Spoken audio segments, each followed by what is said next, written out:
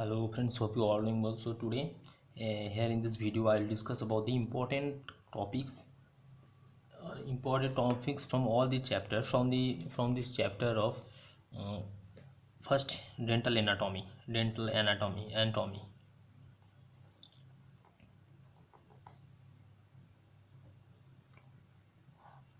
From the dental anatomy, that is first chapter is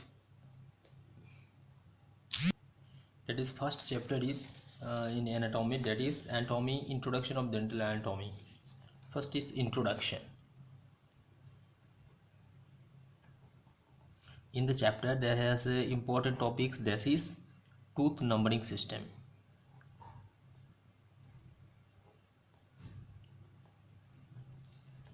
Tooth numbering system, it's a most important topics.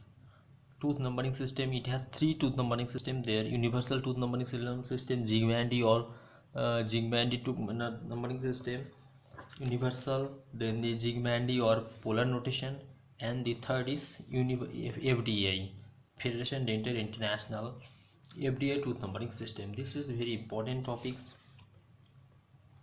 And number two, that is the importance of, and number two that is importance of tooth numbering system. Number two is importance of deciduous dentition. Importance of deciduous dentition.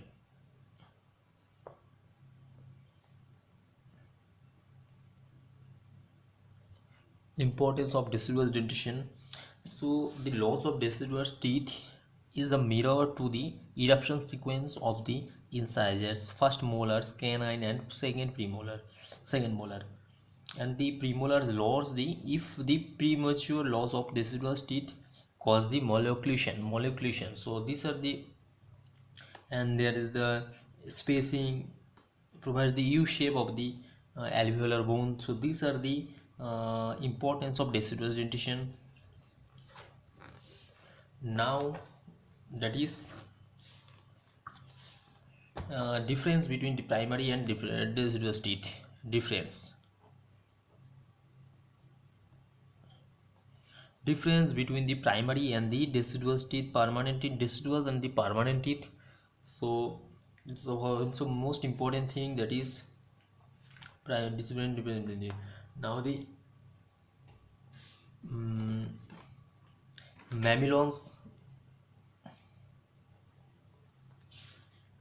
mamelons are the rounded protrusions. These are the rounded, any one of the three rounded protrusions.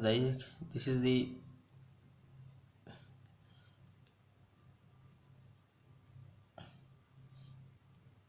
these are mamelons.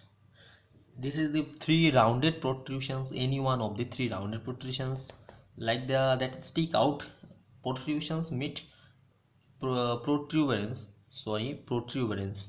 Mamelons are any one of the three rounded protuberance. Protuberance means something that stick out like a swelling or a lump. Even mamelons are prominent in the newly erupted incisors on the cutting edge of an incisor teeth when it is first erupted through the gum.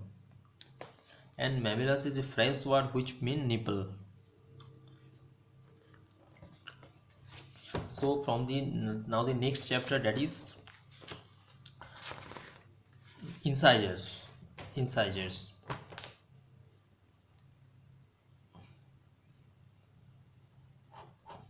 From the chapter incisors, I will read here about the permanent maxillary central incisor and the lateral incisor. So here the most important is the morphology of the permanent central incisor. Incisor, the nomenclature of the about the permanent maxillary central incisors, the morphology. So next, the difference between the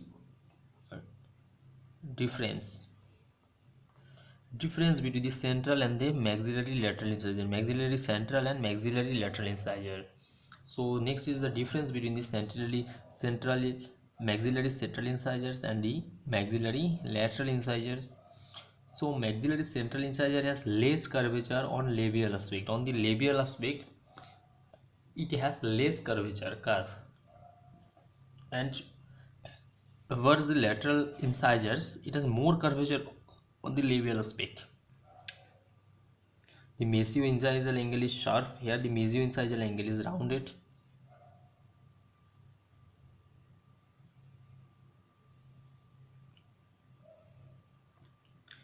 So this is the many difference. There is many difference between the central incisors and the lateral incisors maxillary. Now the important topics, that is maxillary and mandibular canine. In the third chapter, that is maxillary and mandibular canine. So here permanent maxillary canine and permanent mandibular canine. So permanent maxillary canine and permanent mandibular canine. This is the important is morphology of the permanent maxillary canine. Mandibular canine compare with the,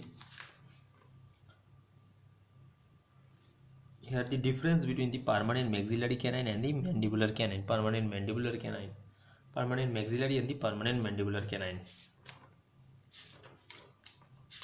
And then the premolar, and central incisor, lateral incisor, canine, premolar, then the premolar. So here is the premolar, the first premolar, first maxillary premolar. The morphology of primary premolar is very important. It's a important topic, that is introduction. It is the actually permanent first primary first maxillary premolar are 4 in numbers. They are 4 in numbers, and 2 in the right maxilla and 2 in the left maxilla, and they are posterior to canine and immediately anterior to the molar. And premolar are the named because they are anterior to the molar in permanent dentition. It has a buccal aspect. It has buccal. So here we will discuss about the different aspect of this buccal, lingual, mesial, distal. Buccal, lingual, mesial, distal aspect. Then the next topic is difference between the maxillary first premolar and the maxillary second premolar, and the mandibular premolar,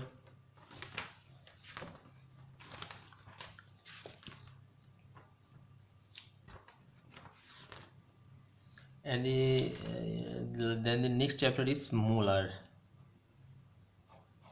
In the chapter molar, there are many difference.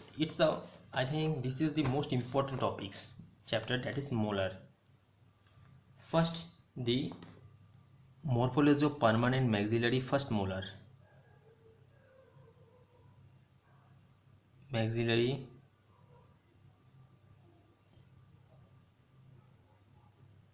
first molar. Morphology of the permanent maxillary first molar.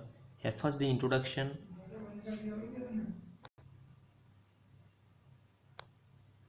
In a molar, there is maxillary first molar, then the maxillary second molar.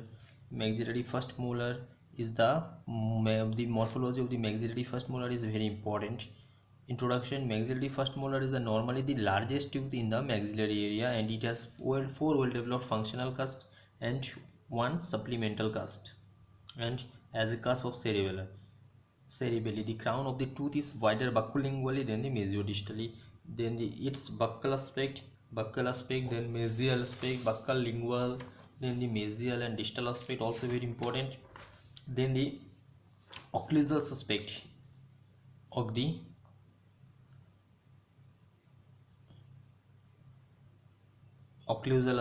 this maxillary first molar is also an important topic for exam.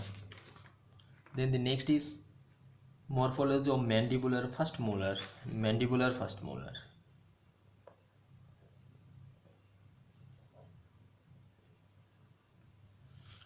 Mandibular first molar is larger than any other mandibular teeth. So morphology of the mandibular first molar is very important. The buccal aspect.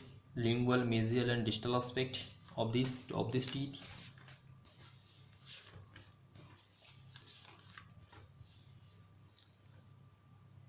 Then the important topic is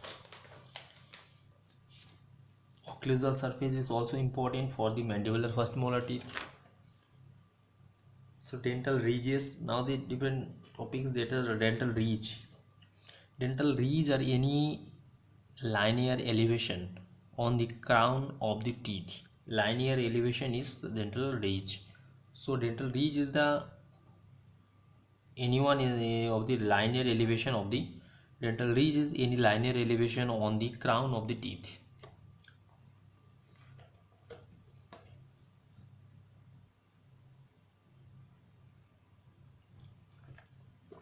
Elevation on the crown of the then the osteon.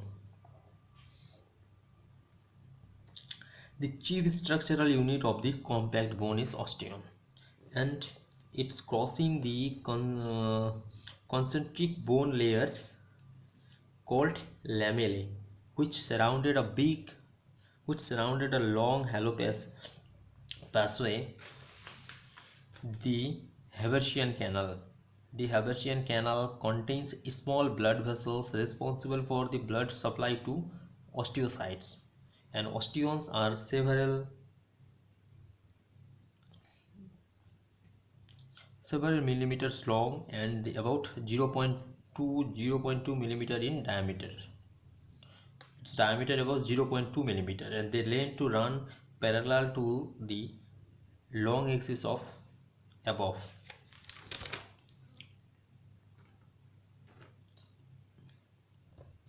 So these were the important topics from the maxillary so now the line angle and point angle. Line angle. What is line angle? Line angle is the angle which are formed by the junction of two crown surfaces, and its name is derived by combining the names of those two surfaces. They are mesiolabial, labioincisal. So line angle is the angle are formed by the junctions of two crown surfaces, and it's named as derived by the combining the names of those two surfaces, mesiolabial and labioincisal. Now the point angles. Point angles is the junctions of three crown surfaces and takes the name as those three surfaces like